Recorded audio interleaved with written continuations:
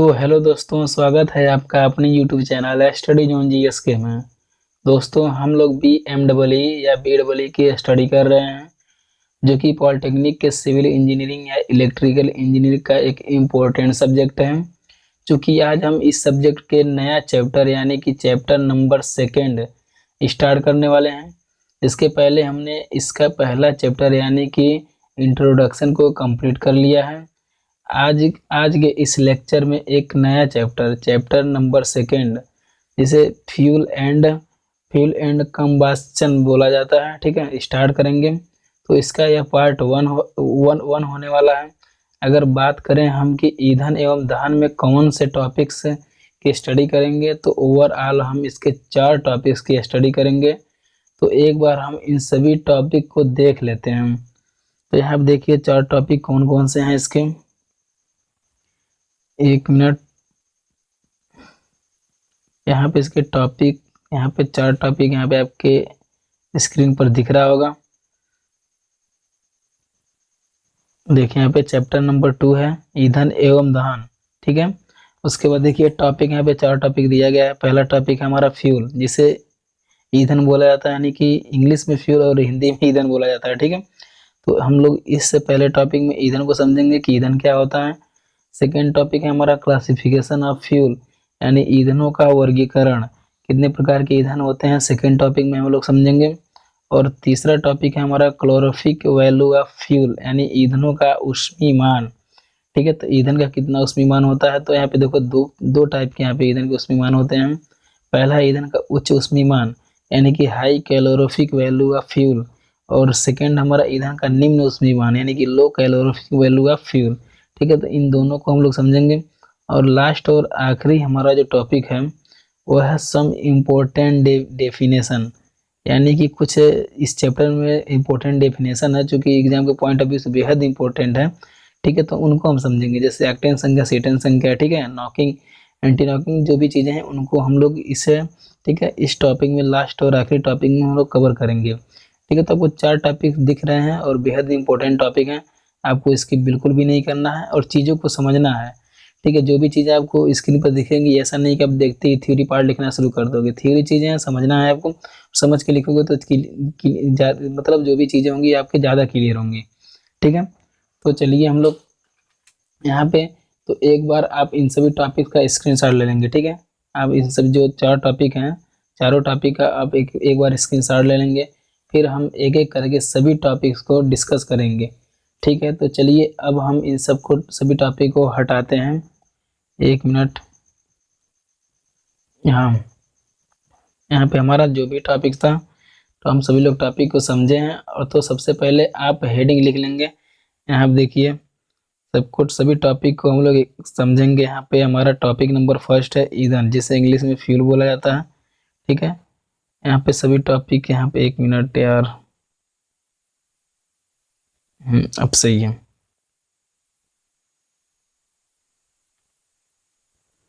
ठीक। तो चलिए आप सबसे पहले हेडिंग डाल लीजिए ईंधन, ठीक है। सबसे पहले आप हेडिंग डालिए ईंधन। तो मैं आपको फिर एक बार बताना चाहूँगा कि आप समझने पर ज़्यादा फोकस करेंगे, ठीक है। आपको सेम थ्योरी को पहले नहीं लिखना है। जो भी यहाँ पे थ्योरी आपको शो हो रही है स्लाइड में, आपको थ्योरी को पहले नहीं लिखना है, क्योंकि इसमें टाइम ज़्यादा वेस्ट होता है और जल्दी भूल भी जाता है। तो आपको समझने के ज़्यादा से ज़्यादा समझने की कोशिश करना है। तो सबसे पहले देखेंगे हम ईंधन, ठीक है। आप लोग हेडिंग ईंधन लिख लीजिए। अब ईंधन होता क्या है, ध्यान से सुनेंगे, ठीक है। ईंधन क्या होता है, देखिए यहाँ पे ईंधन को इस प्रकार परिभाषित किया जा सकता है, वह पदार्थ है, यानी कि ईंधन वह पदार्थ है जिसका ऑक्सीजन की उपस्थिति में दहन करने पर ऊष्मा उत्पन्न होती है या ऊष्मा उत्पन्न करता है, ठीक है। वह पदार्थ जिसका ऑक्सीजन की उपस्थिति में, ठीक है, किसकी उपस्थिति में, ऑक्सीजन की उपस्थिति में, आपको सुनते रहना है, ठीक है। आपको चीज़ें क्लियर होती जाएंगी, ठीक है। आपको अभी तुरंत नहीं लिखना है। ऑक्सीजन की उपस्थिति में दहन करने पर ऊष्मा उत्पन्न होता है या ऊष्मा उत्पन्न करता है, ठीक है। क्या कराता है, ईंधन कराता है। यहाँ देखिए ईंधन ऑक्सीजन से रासायनिक संयोग करके, ठीक है, या करके दिया है। इसका दूसरा डेफिनेशन है। आप इस डेफिनेशन को चाहे लिखे या फिर इसको, एक बार पहले समझ लेना तब लिखना।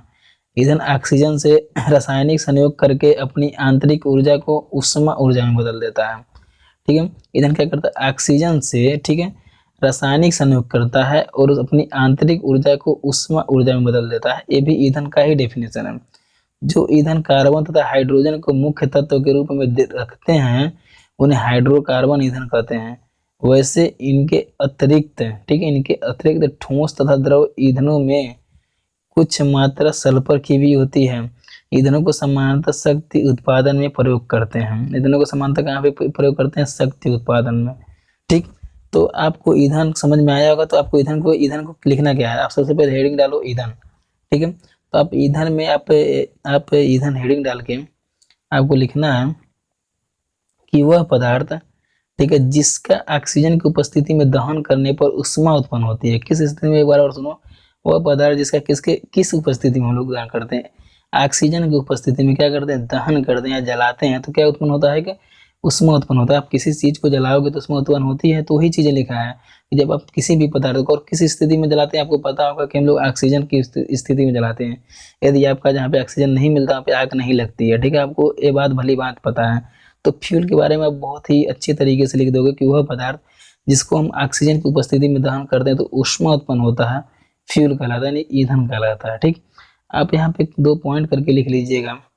जो यहाँ पे लिखे, जो ईंधन कार्बन तथा हाइड्रोजन, यानी यही चीजें हैं, जो ईंधन कार्बन तथा हाइड्रोजन को मुख्य तत्व के रूप में दे रखते हैं, ठीक है, उन्हें हाइड्रोकार्बन ईंधन कहते हैं। ठीक, जो ईंधन क्या कहते हैं, कार्बन और हाइड्रोजन को किस में रखते हैं, मुख्य तत्व के रूप में रखते हैं, तो उन्हें क्या कहते हैं, हाइड्रोकार्बन ईंधन कहते हैं। तो ईंधन में बस इतना ही हम लोग समझेंगे। तो आई होप आपको मैं ईंधन को समझा पाया हूँगा। ठीक है, तो चलिए हम इसको हटाते हैं और फिर देखते हैं दूसरा टॉपिक। टॉपिक नंबर हमारा सेकंड क्या है, अब देखिए टॉपिक नंबर सेकंड है ईंधनों का वर्गीकरण। जी हाँ दोस्तों, यहाँ पे आपको आपके स्क्रीन पर टॉपिक नंबर सेकंड दिख रहा होगा, ईंधनों का वर्गीकरण, जिसे इंग्लिश में क्लासिफिकेशन ऑफ फ्यूल बोला जाता है। ठीक है, पहला हमारा है क्या, प्राकृतिक ईंधन यानी कि नेचुरल फ्यूल, और सेकंड है हमारा कृत्रिम ईंधन यानी कि आर्टिफिशियल फ्यूल। ठीक है, तो सबसे पहले हम लोग समझेंगे प्राकृतिक ईंधन कि प्राकृतिक ईंधन क्या होता है, इसके बारे में हम लोग जानेंगे। उसके बाद हम लोग कृत्रिम ईंधन को जानेंगे। ठीक है, तो प्राकृतिक ईंधन क्या होता है, यानी कि जो ईंधन प्रकृति के द्वारा यानी कि प्राप्त होता है उसे हम प्राकृतिक ईंधन कहते हैं। और कृत्रिम ईंधन जो मानव के द्वारा बनाया जाता है उसे कृत्रिम ईंधन कहते हैं। ठीक है, आई होप को प्राकृतिक ईंधन और कृत्रिम ईंधन समझ में आ रहा होगा। ठीक है, तो हम लोग यहाँ पे जानते हैं प्राकृतिक ईंधन होता क्या। तो सर्वप्रथम आप हेडिंग डालो, पहले आप डालो ईंधनों का वर्गीकरण, हेडिंग डाल लीजिए पहले। ठीक है, हेडिंग डालो ईंधनों का वर्गीकरण, क्लासिफिकेशन ऑफ फ्यूल। ठीक है, उसमें आप लिखो प्राकृतिक ईंधन और कृत्रिम ईंधन, इतना लिख लिए। और इसको लिखने के बाद आपको क्या लिखना है, हेडिंग डालना, फिर आगे प्राकृतिक ईंधन यानी कि नेचुरल फ्यूल। इसके बाद हेडिंग डालने के बाद ये 3 प्रकार के होते हैं, प्राकृतिक ईंधन 3 प्रकार के होते हैं, आप ऐसे करके लिख लोगे। ठीक, कौन कौन से होते हैं, ठोस, द्रव और गैस। ठीक है, तो इन सभी ईंधनों को हम लोग स्टडी करेंगे। तो आप लिखो पहले ईंधनों का वर्गीकरण हो गया, प्राकृतिक ईंधन और कृत्रिम ईंधन। तो पहला हेडिंग डालो, फिर प्राकृतिक ईंधन। ठीक है, ये 3 प्रकार के होते हैं, ठोस, द्रव और गैस। ठीक है, आई होप आपको यहाँ तक समझ में आ रहा होगा क्लासिफिकेशन किस टाइप से हो रहा है इसका। ठीक है, सबसे पहले हम लोग समझ रहे हैं कि ठोस ईंधन क्या होता है, यानी प्राकृतिक ईंधन में ही ठोस ईंधन भी होते हैं और द्रव ईंधन और गैस ईंधन। तो सबसे पहले प्राकृतिक ईंधन में जो ठोस ईंधन हमारा आ रहा है इसको हम लोग समझेंगे कि कौन कौन से ठोस ईंधन होते हैं। ठीक है, तो यहाँ पे हम लोग देखिए ठोस ईंधन को समझने जा रहे हैं कि ठोस ईंधन क्या होता है। देखिए ठोस ईंधन में आपका दिख रहा है, पहले मैं इसको एक बार सही से सेटअप कर दूं। जी ठीक है, पहला है आपका ठोस ईंधन। ठीक, ठोस ईंधन में पहले आपका आ गया लकड़ी। ठीक है, ठोस है चूंकि। दूसरा है जिंडक यानी कि पीट, एक कोयला होता है। ठीक है, ये हो गया दूसरा आपका, पहला है लकड़ी, उसके बाद एक जिंडक यानी पीट। ठीक है, तो इन दोनों पहले हम लोग ठोस ईंधनों को समझ लेते हैं, उसके बाद आगे भी कई ठोस ईंधन है उनके बारे में हम लोग समझेंगे। ठीक है, तो आपको लकड़ी में यहाँ पे देखिए मैं आपको पहले ही बताया हूँ कि आपको रटना नहीं है, पहले आप चीज़ों को समझेंगे। ऐसा नहीं कि आप थ्योरी देखते ही सेम उतारना शुरू कर दोगे। इससे क्या होगा, आप तो तुरंत उतार लोगे लेकिन आपको चीज़ें समझ में नहीं आएंगी। ठीक है, आपको तुरंत भूल भी जाएगा। तो आपको चीज़ों को समझना है कि लकड़ी जो है, लकड़ी भौतिकता वाली चीज़ें हैं, कोयला भी आप देखो तो उनके बारे में लिखना है, बस थोड़ा सा माइंड लगाना है कि इसका कैलोरी मान कितना होता है। कुछ चीजें हैं जो रटने वाली हैं, लेकिन कुछ चीजें हैं जो आप नहीं रटने वाली, उसको भी रटोगे तो यानी कि दिक्कत हो जाएगा ना। तो आपको ज्यादा रटने की जरूरत नहीं है। याद देखिए लकड़ी के जिसे इंग्लिश में वुड बोला जाता है, इसके बारे में हम लोग समझते हैं। अब यह भारत में यह घर यानी कि यह मतलब यह घर का खाना बनाने के लिए बहुत मात्रा में प्रयोग होती है। भारत में क्या होता है, घर का खाना बनाने के लिए यह बहुत मात्रा में क्या होता है, प्रयोग होता है। ये पेड़ों से प्राप्त होता है। ठीक है, आपको पता होगा कौन सी नई बात लिखी है इसमें? कोई नई बातें नहीं लिखी हैं, भौतिकता वाली बातें लिखी हैं, बस किताबी भाषा में छापा है तो नई बातें दिखेंगी। कि आपको पता है कि भारत में मतलब लकड़ी का प्रयोग खाना बनाने में किया जाता है, फर्नीचर बनाने में लकड़ी, ठीक है, तख्ता वगैरह वगैरह, बेड मेज कुर्सी बनाने में किया जाता है। तो आप इतना भी छाप दोगे, इसमें कोई दिक्कत नहीं है। ठीक है, भारत में यह घर सभी घरों में खाना, सभी घरों में नहीं, जहाँ पे गैस चूल्हा गैस वगैरह वगैरह होंगे वहाँ पे नहीं। ठीक है, लेकिन भारत में अधिक से अधिक प्रयोग लकड़ी में, ठीक है, लकड़ी का प्रयोग खाना बनाने में प्रयोग किया जाता है। ठीक है, ये कहाँ से प्राप्त होते हैं? पेड़ों से प्राप्त होते हैं। इसका उष्मीय मान कितना होता है? इसका उष्मीय मान 10.8 mj/kg से लगभग, ठीक है, 17.6 mj/kg तक होता है। ठीक, लेकिन इसको, ठीक है, कॉमेडिकल फ्यूल की तरह प्रयोग नहीं कर सकते हैं। इसका उष्मीय मान क्लोरोफिक वैल्यू नमी के कारण भिन्न भिन्न, ठीक है, भिन्न भिन्न का होता है, तथा यह लकड़ियों के विभिन्न प्रकार प्रकार के कारण भी भिन्न भिन्न होती है। ठीक है, आई होप आपको इस समझ में आया होगा कि लकड़ी क्या होता है। ठीक है, तो लकड़ी को आप बहुत ही आसान ले में लिख दोगे। ठीक है, यह भारत में, ठीक है, खाना बनाने के लिए प्रयोग किया जाता है, पेड़ों से प्राप्त होते हैं। इसका उष्मीय मान इतना होता है। ठीक है, लेकिन इसको कॉमेरिकल फ्यूल यानी कि व्यावसायिक रूप में इसका प्रयोग नहीं कर सकते। कॉमेरिकल यानी होता है व्यावसायिक, ठीक है, व्यावसायिक ईंधन। ठीक है, इसका उष्मीय मान, एक कैलोरीफिक वैल्यू यानी कि कैलोरी मान जो होता है, ठीक है, नमी के कारण भिन्न भिन्न प्रकार का होता है। लकड़ियों के विभिन्न प्रकार के कारण भी भिन्न भिन्न होती हैं। ठीक है, तो यह हो गया। तो आप इसमें आप लकड़ी में यानी कि थोड़ा सा लिख लोगे, क्या लिख दोगे? पहला तो डायलॉग ठोस ईंधन कौन सा? लकड़ी, जिंगड़क, ठीक है, 4-5 वैसे ही लिख दोगे तभी कोई दिक्कत नहीं है, लेकिन इसके बारे में थोड़ा बहुत लिख दोगे तो कोई दिक्कत नहीं है। लकड़ी में थोड़ा बहुत आप लिख सकते हो, इसका कैलोरी मान इतना होता है। ठीक है, इसका प्रयोग खाना बनाने में प्रयोग करते हैं और ये पेड़ों से प्राप्त होता है। ठीक, और उसके बाद आप जिंगड़क देखिए, पीठ क्या होता है आपका। तो चलिए समझते हैं हम पीठ को, कि पीठ होता क्या है हमारा। लकड़ी से कोयले की विरचना यानी कि ट्रांसफॉर्मेशन, ठीक है, लकड़ी से कोयले की विरचना यानी कि ट्रांसफॉर्मेशन में जिंगड़क प्रथम चरण है। यह भूरे रंग का स्पंजी पदार्थ है। इसमें अधिकतम 80% तक पानी होता है, लेकिन वायु में सुखाने के बाद इसमें अधिकतम 20% तक नमी रह जाती है। ठीक, इसे प्रयोग में लाने से पहले सुखाया जाता है। यह स्वतंत्रता पूर्वक तथा स्वतंत्रता से चलता है। इसमें लगभग 56% तक कार्बन होता है, 33% ऑक्सीजन होता है, 6% हाइड्रोजन होता है, 1% नाइट्रोजन होता है, 4% राख होती है। इसका उष्मीय मान कितना होता है? ठीक है, 23.5 mj/kg तक होता है। ठीक, आई होप आपको यहाँ तक समझ में आया होगा कि जिंगड़क भी क्या होता है। ठीक है, तो आप जिंगड़क हेडिंग डालोगे, और जिंगड़क यानी एक कोयला है, तो हेडिंग डाल के आप पॉइंट करके ऐसे लिखो ना, पॉइंट करके चीजें।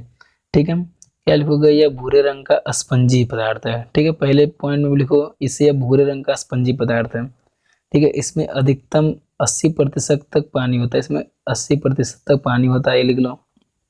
ठीक है, उसके बाद इसके संगठन लिख दो। ठीक है, ऐसे हेडिंग डालोगे। ठीक है, संगठन से पॉइंट करके संगठन लिखो। ठीक है, इसमें उसके बाद लिखो, इसमें लगभग 56% कार्बन, 33% ऑक्सीजन, 6% हाइड्रोजन और 1% नाइट्रोजन और 4% राख होती है। फिर तीसरा आप पॉइंट करके लिखो।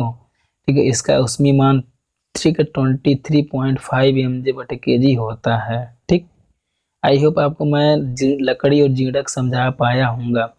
ठीक है, तो चलिए यहाँ पे दो हमारा जो ठोस ईंधन था, ठीक है, दो ठोस ईंधन देखे हम लोग, लकड़ी और जिंगड़क। इसमें आप लकड़ी यानी ठोस ईंधन में आप समझे, ठोस ईंधन कोई पूछा क्या होता है, लकड़ी जिंगड़क, इतना बता दोगे तब भी काफी।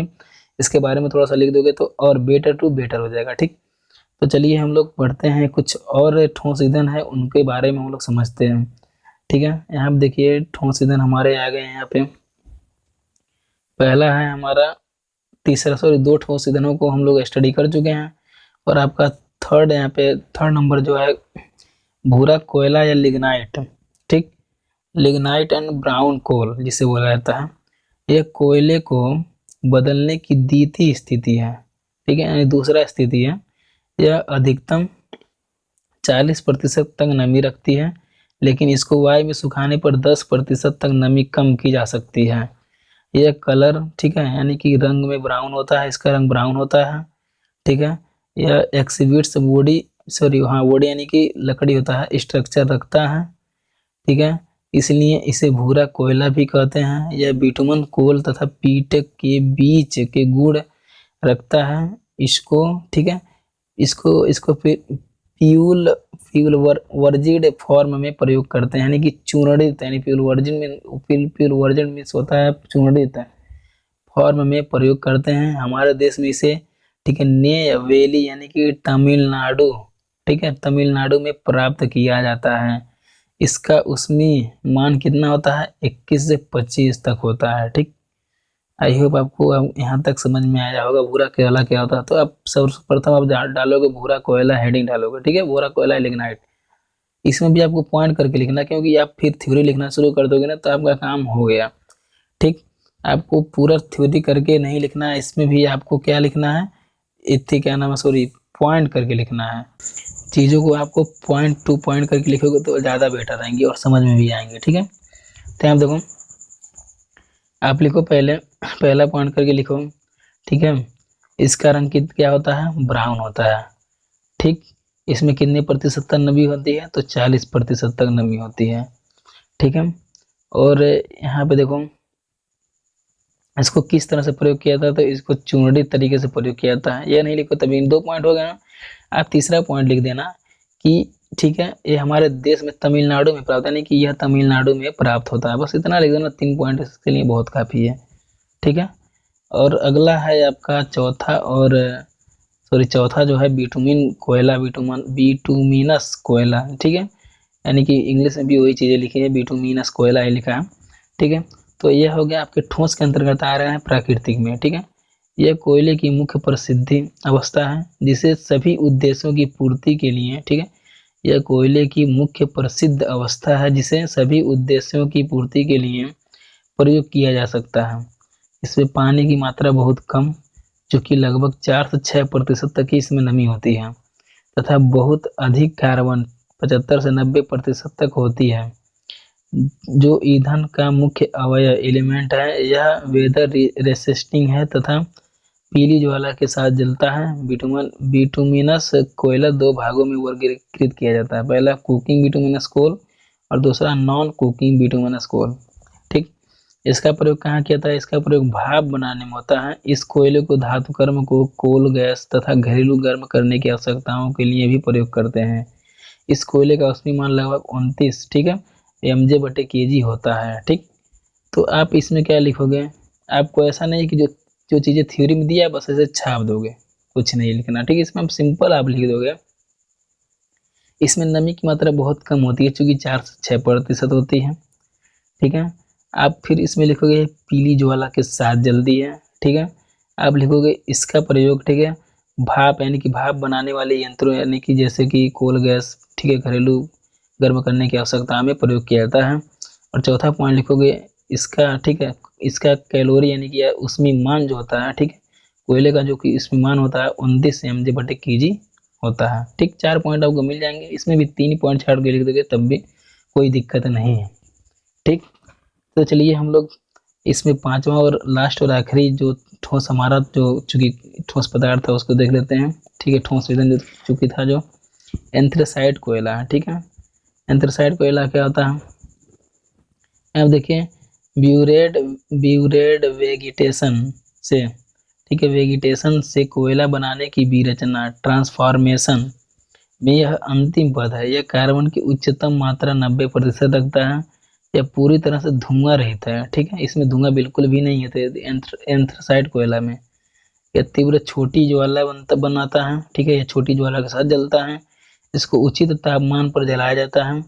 यह जलते समय न तो फूलता है और न ही गर्म पड़ता है। यह चमकीला होता है, यह कठोर तथा चमकीले रंग का होता है। इसका चूर्णीकरण, ठीक है, कठिन और अधिक लागत वाला। इसका उष्मीमान 28 mJ/kg होता है। ठीक, फ्यूल फ्यूल फ्यूल फ्यूलवराइजेशन जिसे बोला जाता है। थोड़ा सा मुझे इंग्लिश में दिक्कत होता है, ठीक है, तो आप लोग समझ सकते हैं। ठीक है, तो एंथ्रासाइट कोयला को आप लोग समझ गए होंगे, और इसमें भी आपको कुछ नहीं करना है, इसमें भी आपको पॉइंट टू पॉइंट करके एंथ्रासाइट कोयला के भी पॉइंट टू पॉइंट करके लिख लेना है। ठीक है, ये धुआं रहित होता है।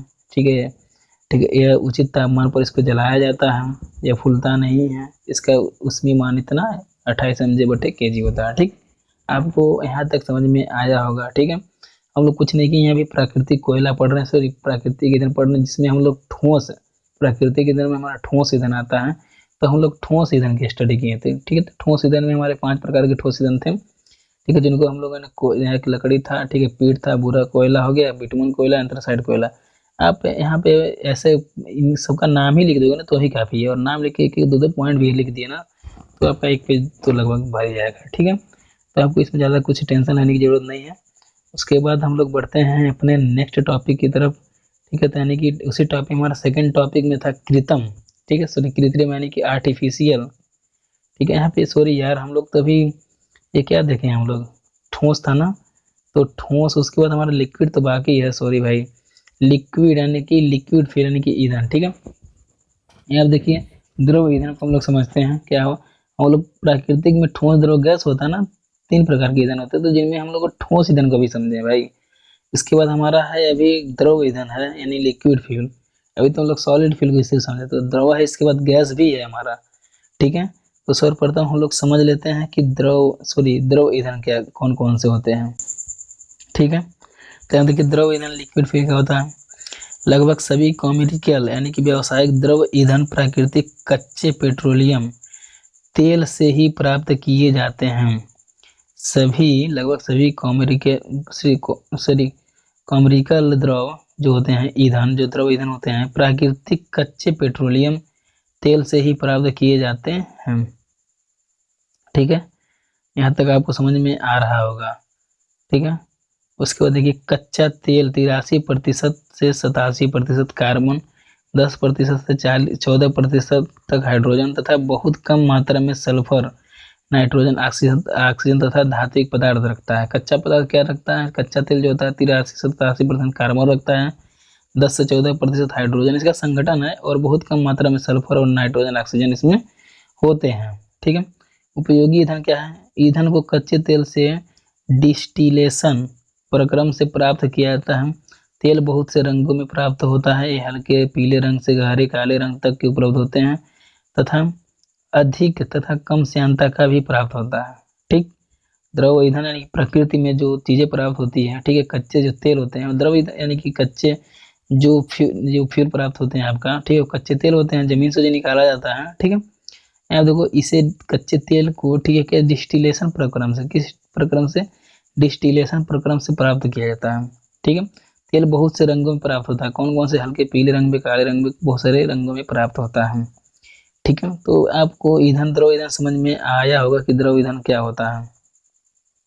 ठीक है, द्रव ईंधन प्राकृतिक, आप लिखोगे द्रव ईंधन हेडिंग डालोगे, उसके बाद उसमें लिखोगे लगभग सभी कॉमर्शियल द्रव ईंधन प्राकृतिक कच्चे पेट्रोलियम तेल से ही प्राप्त होते हैं। जो भी द्रव ईंधन, जो भी मान लीजिए एलपीजी जो है आपका, ठीक है, एचपी गैस, एलपीजी गैस, जो भी गैसें हैं, ठीक है, पेट्रोल डीजल जो भी है, वो कच्चे पेट्रोलियम से ही आपके प्राप्त है। प्राकृतिक तेल पहले प्राप्त होगा कच्चे, उससे से छांट के, ठीक है, ठीक है, हम लोग विभिन्न प्रकार के यंत्र का प्रयोग करके, ठीक है, तब हम लोग पेट्रोल डीजल, ठीक है, और मिट्टी का तेल, उनको वगैरह वगैरह सबको अलग करते हैं, तो कृत्रिम, उसको कृत्रिम के अंदर आ जाता है। तो आपके कच्चे पेट्रोलियम तेल से ही प्राप्त किए जाते हैं। कच्चा तेल में क्या होता है, 83 से 87% क्या होता है, कार्बन होता है। ठीक है, ये सारी चीज़ें आपको लिख लेने हैं, और 10 से 14% हाइड्रोजन होता है, और बहुत कम मात्रा में जो सल्फर, नाइट्रोजन और ऑक्सीजन और धात्विक पदार्थ प्राप्त होता है। ठीक है, एयर सॉरी प्राप्त नहीं रहता है। ठीक है, इतना लिख लोगे, अब बस इतना लिख लो, कोई दिक्कत नहीं है। अब पॉइंट करके इसको लिखना है। अब कच्चे तेल डिस्टिलेशन प्रक्रम से प्राप्त किया जाता है। ठीक है, इतना बस एक पॉइंट अब लिख लेना, कच्चे तेल क्या होता है, डिस्टिलेशन से प्रक्रम से प्राप्त किया जाता है, यानी सब चीज़ें छाड़ने लगोगे तो थ्योरी पार्ट, यानी कि ठीक है, इसमें और पढ़ाने में कोई फर्क नहीं रह जाएगा, और समझने में कोई फर्क नहीं रह जाएगा आपका। ठीक है, तो आपको छोटी छोटी चीज़ों को आपको लिखते जाना है और समझते जाना है। लक्षण क्या है इसके, प्रॉपर्टीज देख लीजिए। मुख्य रूप से इसके लक्षण श्यानता है, अच्छे प्रवाह के लिए प्लस बिंदु प्लस पॉइंट से बोला जाता है, इसके बारे में हम लोग जिक्र करेंगे आगे। ठीक है, श्यानता के बारे में भी हम लोग जिक्र करेंगे। उष्मीमान के बारे में हम लोग जिक्र करेंगे। ठीक है, उष्मीमान अधिक उष्मा देने के लिए और सल्फर की मात्रा कम प्रदूषण के लिए आदि। लेकिन जो तेल ईंधन के रूप में प्रयोग किए जाए उनमें निम्नलिखित गुण होते हैं। ठीक है, द्रव ईंधन में कौन कौन से गुण होते हैं? इसका उष्मीमान अधिक होना चाहिए। पूछ लिया एग्जाम में द्रव ईंधन में गुण को लिखिए तो इसका उष्मीमान अधिक होना चाहिए। यह ज्वलनशील वाष्प, इसके ज्वलन तापमान, ठीक है, यानी प्लस पॉइंट पर पहुंचने से पहले न देने वाला होना चाहिए।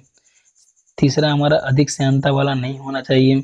यह जल तथा अन्य ठोस अशुद्धियों से मुक्त होना चाहिए। ठीक है, ये हमारे 4 पॉइंट हैं। ठीक है, इसके गुण हैं। ठीक है, फिर लिक्विड फ्यूल के चलिए हम लोग आगे देखते हैं हमारा कि वो गैसी फ्यूल कौन सा होता है, क्या होता है। यानी कि यहाँ पे देखिए हमारा तीसरा पॉइंट है नेचुरल फ्यूल में हमारा तीसरा पॉइंट है गैसी फ्यूल।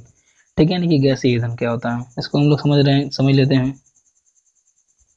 अब देखिए आपका गैसीय ईंधन जो होता है, जब ईंधन गैसीय अवस्था में हो तो गैसीय ईंधन कहलाता है। इसको प्रायः प्राकृतिक गैस तथा कृत्रिम गैस में विभाजित किया जाता है। प्राकृतिक गैस प्रोपेन तथा ब्यूटेन आदि हैं। प्राकृतिक गैस को पेट्रोलियम के साथ पृथ्वी के अंदर से प्राप्त किया जाता है। इसमें लगभग 85% मीथेन CH4 तथा कुछ मात्रा हाइड्रोजन तथा कुछ अन्य हाइड्रोकार्बन की होती है, जैसे ईथेन और एथिलीन। कोल गैस, अधिमन, भट्टी गैस, प्रोड्यूसर गैस, जल गैस कृत्रिम ईंधन सारणी में सम्मिलित किया जाता है। ठीक है, सभी कृत्रिम की सारणी में आते हैं। आपको यहीं पे समझ में आ गया होगा कि गैसीय ईंधन कौन कौन से होते हैं। जब ईंधन, ठीक है, तो मैं अभी पहले इसको पूरा कंप्लीट करता हूँ। जबकि कुछ ईंधनों का विशेष बनाया जाता है क्योंकि ये छोटे या औद्योगिक मांग के अनुसार होता है। ठीक है, तो गैसीय ईंधन आपको समझ में आ रहा होगा कि गैसीय ईंधन क्या होता है। एक बार फिर समझ लीजिए, जब ईंधन गैसीय अवस्था में हो तो उसे गैसीय ईंधन कहते हैं। ठीक है, गैस की अवस्था में जो ईंधन होता है, आप गैसीय ईंधन फ्यूल गैसेस, ठीक है, फ्यूल आप हेडिंग डालो, उसमें लिखो जब ईंधन गैसीय अवस्था में होती है तो उसे गैसीय ईंधन कहलाता है। जो मैं चीजें बोलूंगा लिखो, उसी चीजों को लिखना है आपको। इसको प्रायः प्राकृतिक गैस तथा कृत्रिम गैस में विभाजित किया गया है। ठीक है, चीजें नहीं लिखना है। प्राकृतिक गैस प्रोपेन, ठीक है, आप लिखो प्राकृतिक गैस, जब ईंधन गैसीय अवस्था में हो तो उसे गैसीय ईंधन कहलाते हैं।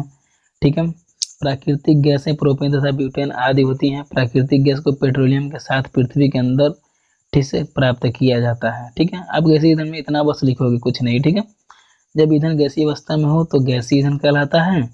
ठीक है, प्राकृतिक गैस क्या क्या होती हैं? प्रोपेन होती है और ब्यूटेन होती हैं। प्राकृतिक गैस को पेट्रोलियम, हम प्राकृतिक के रिलेटेड से, प्राकृतिक गैस के ही रिलेटेड से ही हम लोग स्टडी कर रहे हैं ना, तो प्राकृतिक के बारे में लिखेंगे जो चीज़ें प्राकृतिक गैसों में आती हैं। प्राकृतिक गैस को पेट्रोलियम के साथ पृथ्वी के अंदर से प्राप्त किया जाता है। इतना लिख दोगे, कोई दिक्कत नहीं है। ठीक है, इसमें लगभग 85% मीथेन तथा कुछ मात्रा में हाइड्रोजन तथा कुछ मात्रा में अन्य हाइड्रोकार्बन की होती है। ठीक है, इतना तो आप थ्योरी में लिखोगे। जब ईंधन गैसीय अवस्था में हो तो गैसीय ईंधन कहलाता है। ठीक है, इतना लिखने के बाद आप लिखोगे प्राकृतिक गैस प्रोपेन तथा ब्यूटेन आदि होते हैं। प्राकृतिक गैस को पेट्रोलियम के साथ पृथ्वी के अंदर से प्राप्त किया जाता है। उसके बाद एक ही आपको पॉइंट लिखना, पॉइंट करके लिखना, इसमें लगभग 85% मीथेन होता है। प्राकृतिक गैसों में लगभग 85% क्या होता है? मीथेन होता है। ठीक, कुछ मात्रा में हाइड्रोजन तथा कुछ मात्रा में अनहाइड्रोकार्बन होती हैं। बस आपको इतना लिखना है और चीज़ें बाकी आपको नहीं लिखना है। ठीक है, आप यहाँ पे चीज़ें समझ लीजिए कि कृत्रिम गैस के अंदर कौन कौन सी चीज़ आती हैं। ईथेन, एथिलीन, कोल गैस, ठीक है, अधिमन, भट्टी गैस, ठीक है, प्रोड्यूसर गैस और जल गैस। प्रोड्यूसर गैस और जल गैस कृत्रिम ईंधन की सारणी में सम्मिलित किया जाता है। ठीक है, तो इन सभी चीज़ों को हम लोग जानेंगे इसके नेक्स्ट लेक्चर में। तो यहाँ पे देखिए आपको दिख रहा होगा कृत्रिम ईंधन। ठीक, यहाँ पे कृत्रिम ईंधन आपको दिख रहा है, आर्टिफिशियल फ्यूल दिख रहा होगा। तो यहाँ पे वीडियो हमारा लंबा हो रहा है तो मैं वीडियो को यहीं पर दोस्तों स्टॉप करता हूँ। हम लोग पढ़ेंगे अपना जो नेक्स्ट हमारा लेक्चर आने वाला है, वहाँ से हम लोग कृत्रिम यानी कि आर्टिफिशियल फ्यूल को समझेंगे। ये भी 3 प्रकार के होते हैं। हम लोग समझे हैं कि नेचुरल फ्यूल यानी कि प्राकृतिक ईंधन, वो भी 3 प्रकार के होते थे, ठोस, द्रव, गैस। ठीक है, तो अगला जो टॉपिक हमारा शुरू होगा, टॉपिक नंबर 2 ही रहेगा। सेकंड टॉपिक में हमारा सेकंड चीज यानी सेकंड पॉइंट जो कृत्रिम ईंधन जो है, इसको हम लोग सभी ईंधनों को समझेंगे, ठोस, द्रव और गैस जो भी है, इन सभी चीज़ों को हम लोग जानेंगे। ठीक, तो इस वीडियो में बस इतना ही दोस्तों, मिलते हैं हम आपसे नेक्स्ट वीडियो में।